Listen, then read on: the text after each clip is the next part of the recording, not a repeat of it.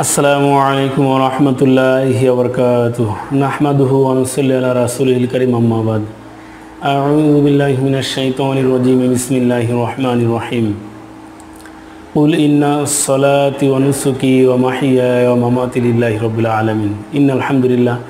Dear friends, আশা করি প্রত্যেকেই ভালো আছেন। আলহামদুলিল্লাহ, আমিও ভালো আছি।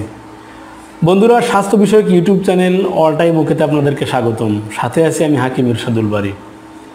বন্ধুরা, আজকে আমি আপনাদের সামনে আলোচনা করব লাওয়াতাত নিয়ে। তো বন্ধুরা, এই লাওয়াতাত কি আপনি কি জানেন? এটা একটি আরবি শব্দ যেটাকে বলে পুরুষ মৈথুন।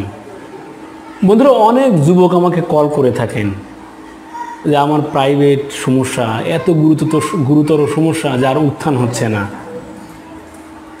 আমি একেবারে বাতিল হয়ে গিয়েছি। তো বন্ধুরা, আমি যখন জিজ্ঞাসা করি, তার ব্যাপারে খুঁটিয়ে খুঁটিয়ে সবগুলো অবস্থা জানার চেষ্টা করি, তখন জানতে পারি যে সে লাওয়াতাতে লিপ্ত ছিল, অর্থাৎ পুরুষ মৈথুন। তো বন্ধুরা, এই লাওয়াতাত শব্দটা কিন্তু পুরুষে পুরুষে মৈথুন, নারীতে নারীতে মৈথুনকে বোঝায়।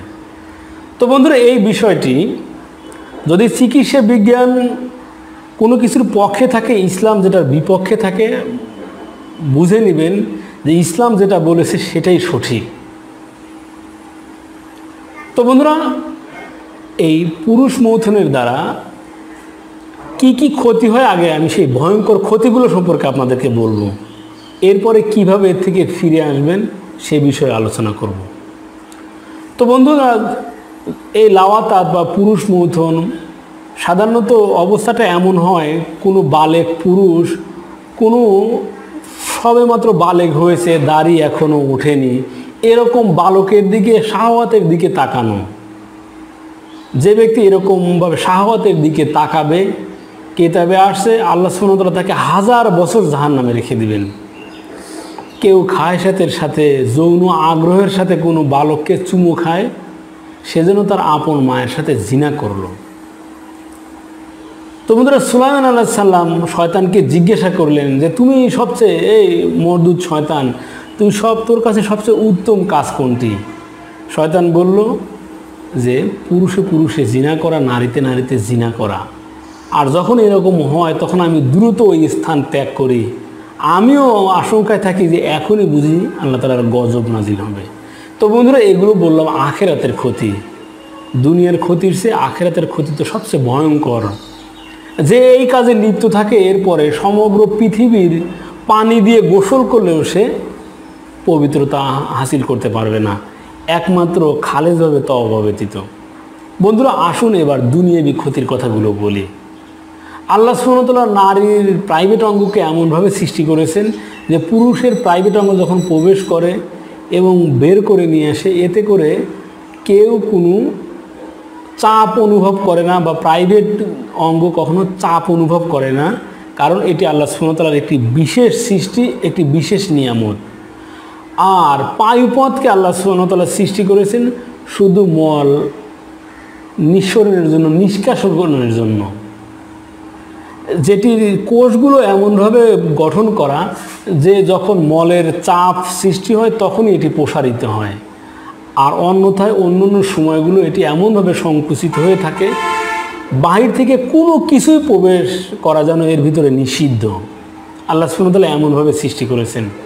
আর যখন পুরুষ অঙ্গ এখানে প্রবেশ করানোর চেষ্টা করা হয়, প্রবল বেগে চাপ সৃষ্টি করে প্রবেশ করানো হয়, ফলে প্রাইভেট অঙ্গের শিরা উপশিরাগুলো ছিন্ন বিচ্ছিন্ন হতে থাকে এবং শিরাগুলো সংকুচিত হতে থাকে।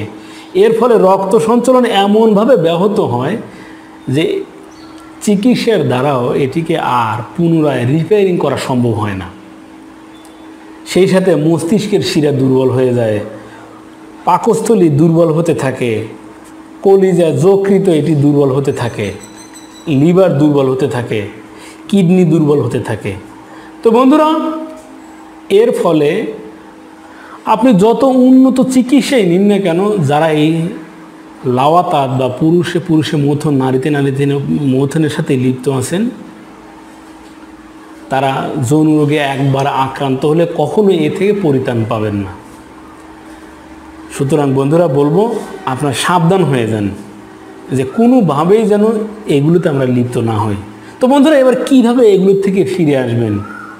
ছোটোবেলা থেকেই এগুলো থেকে সন্তানদেরকে সাবধান করতে থাকবেন।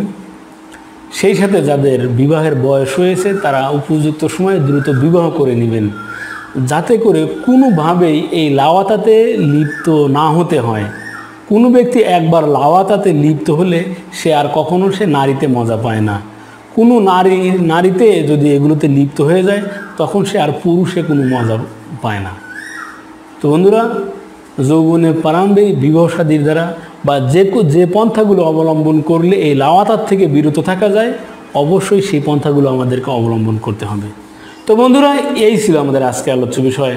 আমার আপনার চারপাশে যে সকল ভেষজগুলো ছড়িয়ে ছিটিয়ে রয়েছে, সেই সাথে আয়ুর্বেদ শাস্ত্রের, ইউনানি শাস্ত্রের গভীর বা গুরু রহস্য সম্পর্কে জানতে চোখ রাখুন আপনাদের প্রিয় ইউটিউব চ্যানেল অল টাইম ওকেতে। সেই সাথে আমাদের এই চ্যানেলটিকে সাবস্ক্রাইব করে আমাদের সাথেই থাকুন। ধন্যবাদ সবাইকে। আসসালামু আলাইকুম রহমতুল্লাহি ওয়া বারাকাতুহু।